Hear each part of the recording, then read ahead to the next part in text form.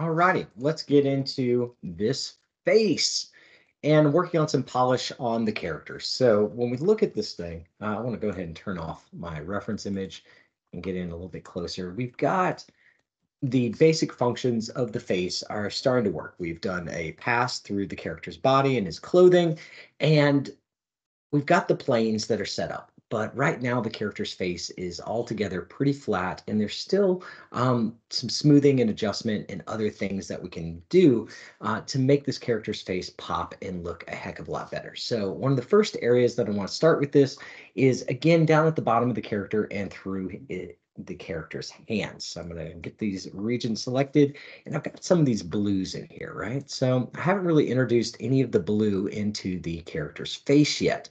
Um, let's get it a little bit more up into our teals that we're working with.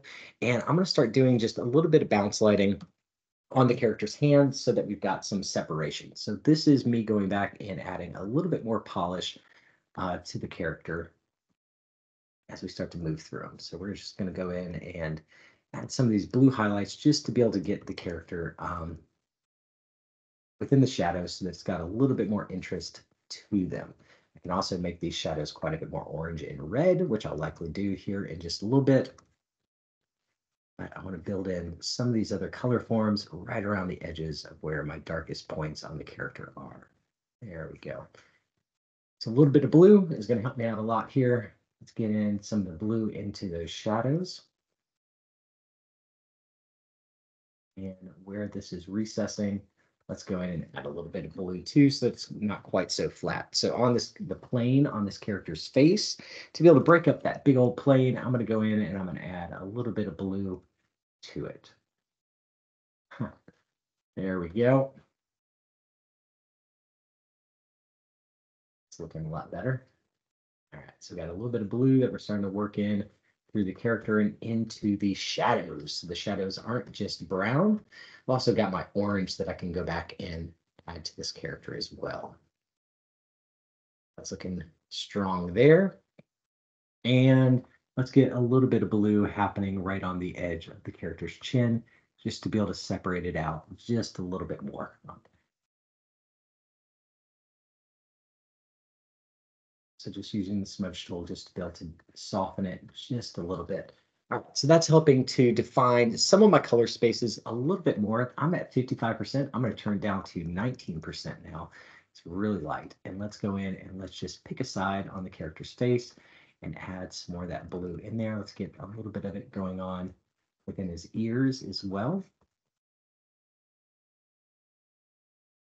That's looking nice. And we'll just add a little bit of that blue highlight right inside the character's nose. All right. So you can see that that's already making a pretty big difference with the way that we are interpreting the look and feel of this character. It looks substantially better just by adding a little bit of extra tone into it.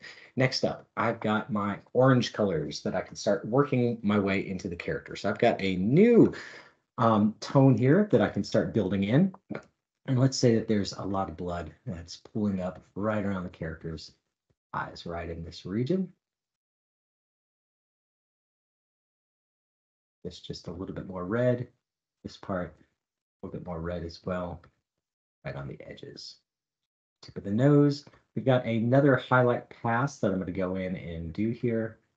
Add just a little bit more color to the character's lips also. And just a little bit of it on his chin in that area. And we can do quite a bit more red down here as we get further away. He's been moving, slaying those dinosaurs, and now we've got some real red that we can start to add to this region over here. So now we are blending our characters just like we would if we were actually painting. Give his hand good and red also.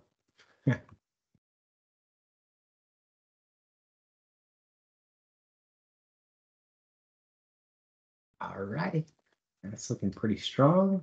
Get a little bit more red moving through there. Cheeks. Now he's starting to get there. All right, so we got that nice big old highlight. We haven't really done anything else with the darker colors, and his hair is looking pretty dark too. So I'm going to go in and now on another layer, I'm going to start adding in some of this, gosh, some of this yellow color that I've established within my painting. Should be one of the brighter colors that I've put in there. I'm working on a new layer again as I start to establish this and build out these highlights. Watch this. Now this guy is really going to start to come together as we build in these forms. Remember, the tip of the nose is usually going to be one of the brightest points on the character, and we're going to let that fade back. And then we've got more light. It's going to start to hit over on this plane. Good bit of light that's hitting on his chin right in here. A little bit of it may exist right around here, but not too much. And soften all that, just the hair. And then on the fingers, I'm going to still have some highlights.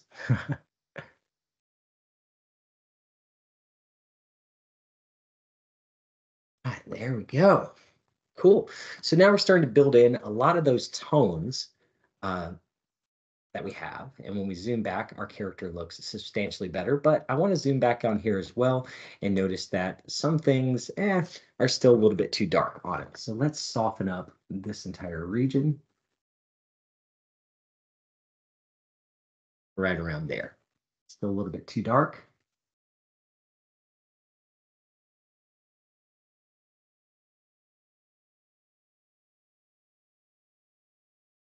So let's zoom back, see how that's looking. Ah, not nearly as dark as it was before. So watch when I turn this layer on and off, what's going to happen with the character. So you can see how dark this line was right around his cheekbone. But by going back in and softening it up, we've got something that is much more realistic that's starting to occur with our character. I think within my reference image, he probably gets quite a bit brighter, and there's still more highlights that I can start to build into this guy. But we've gone an awful long ways without really getting in too tight on this fellow at this point. So if I want to go back in, I'm going to do one more layer here, and we've got our darkest region. Right now, my darkest color, that is not the eyebrows or the hair, is right around there, and we can start to, let me turn this opacity up, 64%, start to do some of the lids and the eyes. So right underneath the eye and back point at the upper eyelid, and pull this in here. I'm going to end up blurring this, but just a little bit more darker. With some bags under his eyes. This is a tired dude. He's been fighting dinosaurs all day. Let's darken that up. And the bottom of the lid.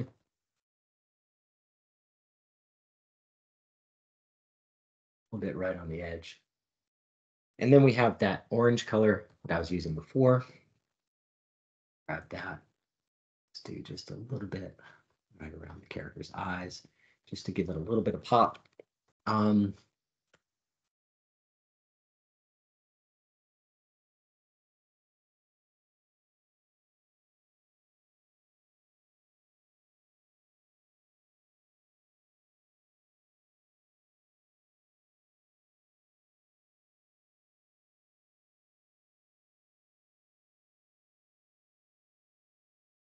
There we go. And let's get in with the character's eyeballs. So where is that going to be? Over towards the side, not directly at the camera so it doesn't scare anybody.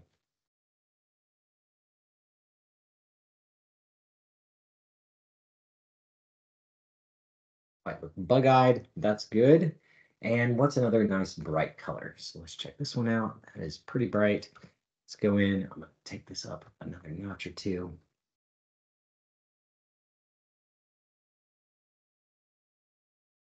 And add those highlights on the eyes. But because I'm painting this thing, all these blues in here, and go ahead and right over the edge of it, add a little bit of flake of blue.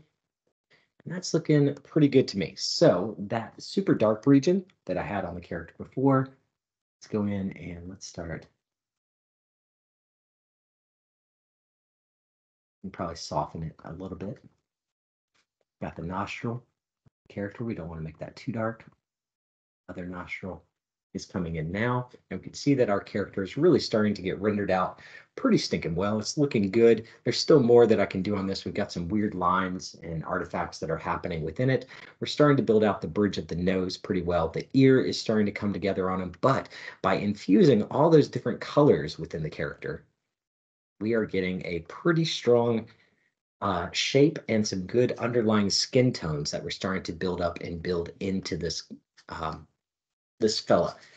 So at this stage, what I need to do is go in and do my other passes on the character's jacket and his clothing. If I go too bright with the character's face right now, everything is pretty even and it's looking good. It's looking realistic.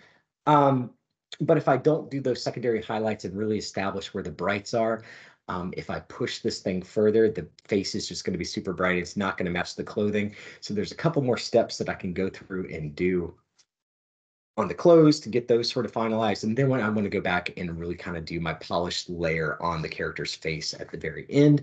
But I think that's going to do it for this evening's demo, you guys. I cannot wait to see how your projects are coming together. I hope this was helpful for how to be able to go in and build up the tones in a character's face. There are lots of different tutorials on the internet about how you can go through and work with the character in portraiture. You can build it up in other shape forms. Everyone's kind of got their own process. This is mine. And yeah, I hope this was useful for you. And I hope it makes you feel more confident about how it is that you go through and you approach the coloration on a character's face and really start to think about the character's planes when you are rendering them out. So when you see this painting next, the dinos are going to have a second pass in them. They're going to be done. The clothing should look a lot better. We'll have a nice sword that's rendered out. I'm going to make sure that there's some little chips that are going on in the cement over here so that it doesn't look quite so clean and perfect.